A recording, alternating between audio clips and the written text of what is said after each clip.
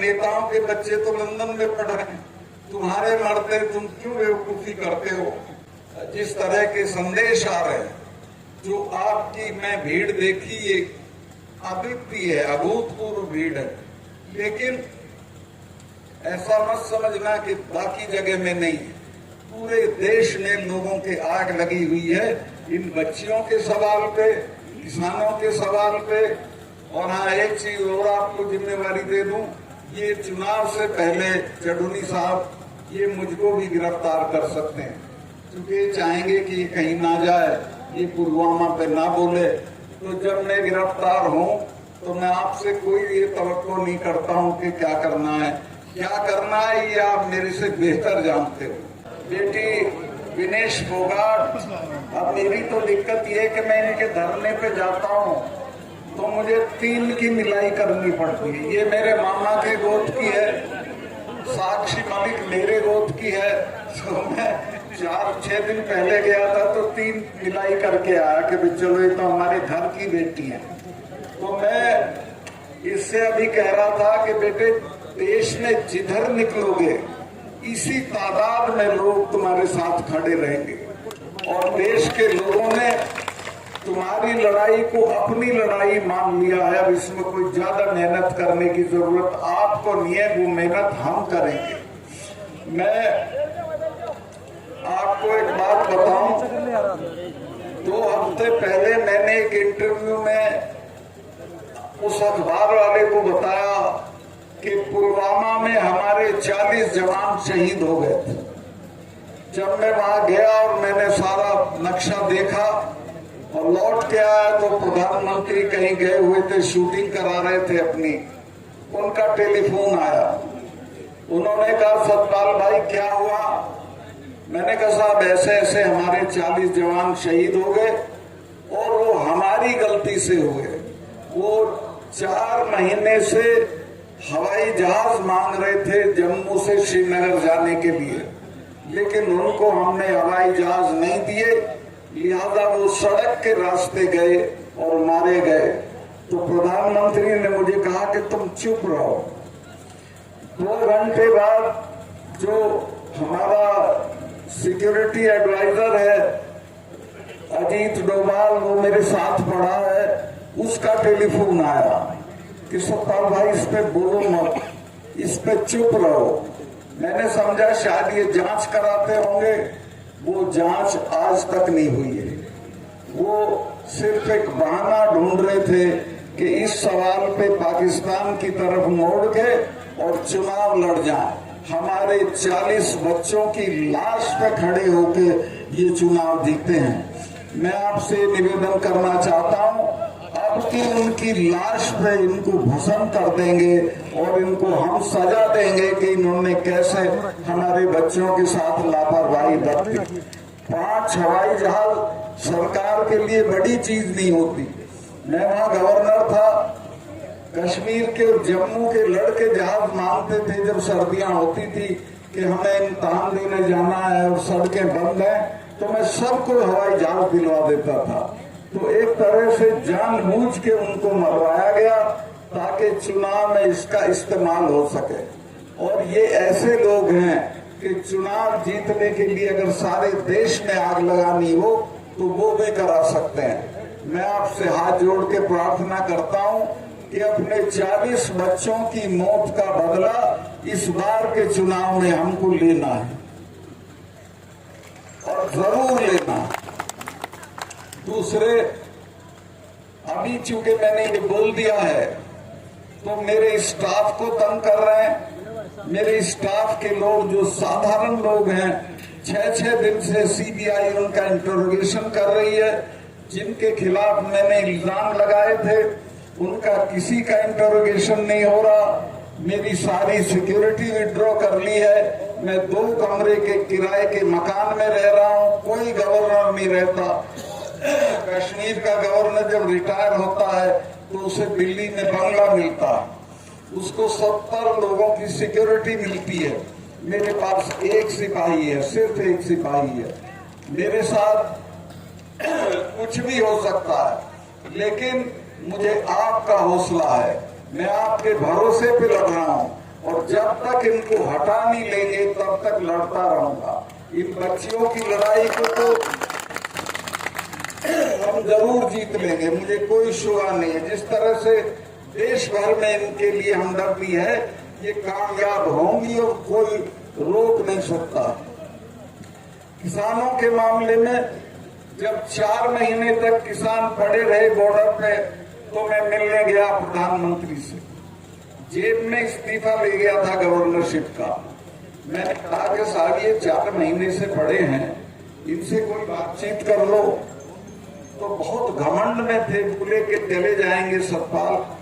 मुझे गुस्सा आया, मैंने कहा साहब आप इनको जानते नहीं है, तब जाएंगे जब आप चले जाओगे। ये जो सिख भाई हैं, इनके तो गुरु ने अपने 4 साहबजादे शहीद करा दिए थे, समझौता नहीं किया था। जब मिसेस गांधी ने ब्लू स्टार किया, उसके बाद 1 महीने तक अपने फार्म हाउस पे महामृत्युंजय का पाठ कराया था। अरुण नेहरू उनके भतीजे थे, मेरे दोस्त थे। उन्होंने पूछा बुआ आप तो इसको नहीं मानती थी?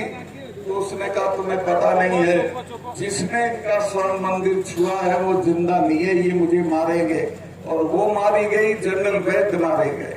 और ये जो 3 कानून वापस हुए हैं, ये समझ लेना ये हमारे कहने से नहीं हुए, ये डर में हुए। और अपने लोगों का मैंने कहा कि जो हमारे वाले हैं, ये तो हर 6ठे महीने लाल किले पे चढ़े रहते थे। इन्होंने तो आगरा में अकबर की कब्र उखाड़ ली थी और उखाड़ के दाह संस्कार कर दिया। तो मैं कहा जब किसी से लड़ो तो ये जान लो कि किससे लड़ रहे हो। इनसे लड़ा नहीं जाता, कुछ ले दे के समझौता कर दो। तो 3 महीने बाद माफी मांग के वो बात मानी। और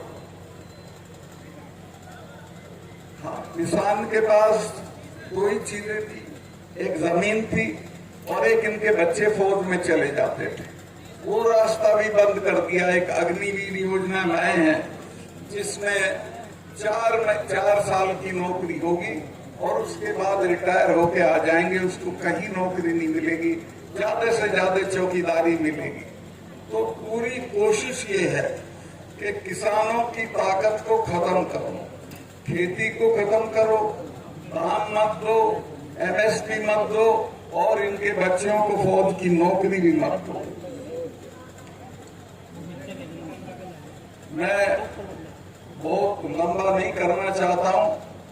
मैं कश्मीर में था जब धारा 370 हटी थी।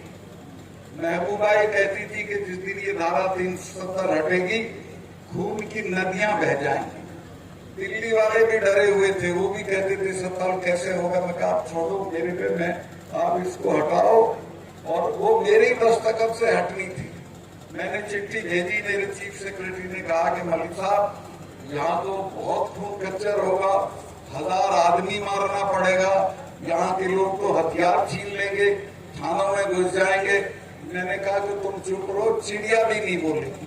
मैंने 4 एक्स चीफ मिनिस्टर गिरफ्तार किए, कुत्ता भी नहीं भौंका, कोई उनके उसमें नहीं आया हाथ में।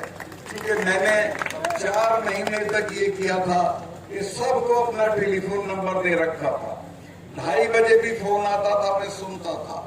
राजभवन मैंने खोल रखा था, जो जब आना चाहे आए, मैं मिलूंगा।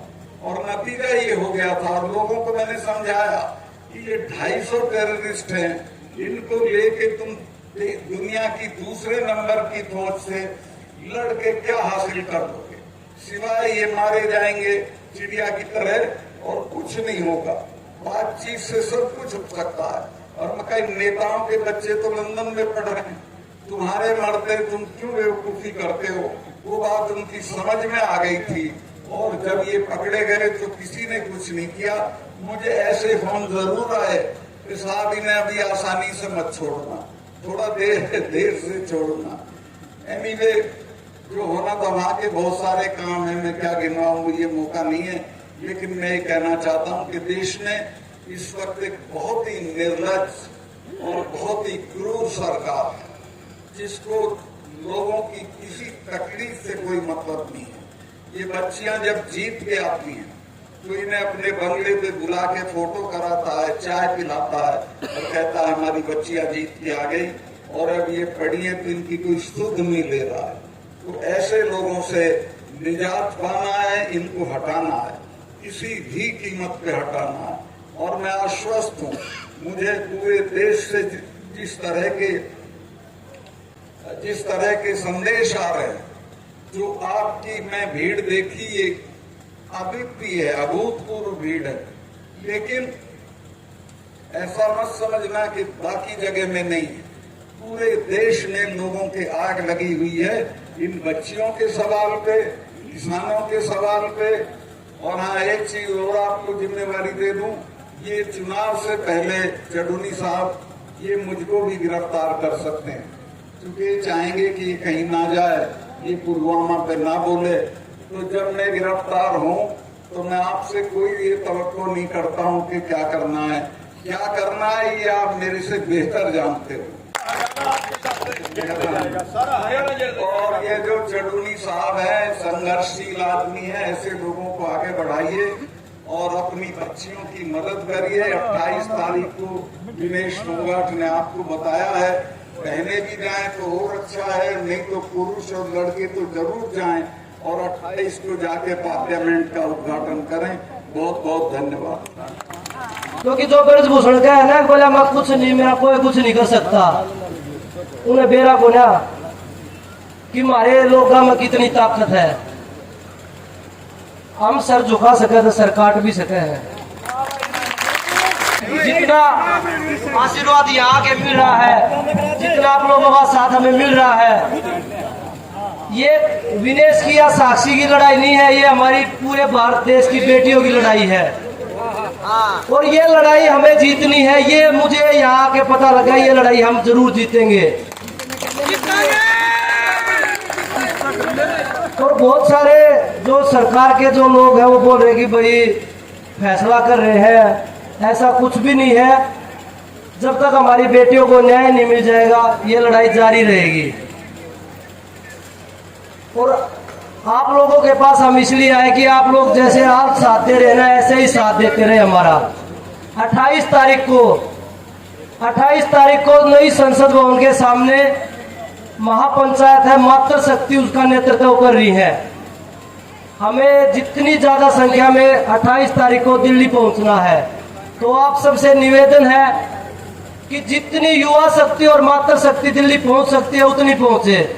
और भाई ने जैसे पहले बताया था कि हम बोलने वाले नहीं है, आज तक मेहनत करी थी, पर अब बात हमारी बाण बेटे की इज्जत की आ रही है, इस मारे खड़े हैं। तो आप सब हाथ जोड़कर निवेदन है कि इन बाण बेटिया की इज्जत न बचा लो।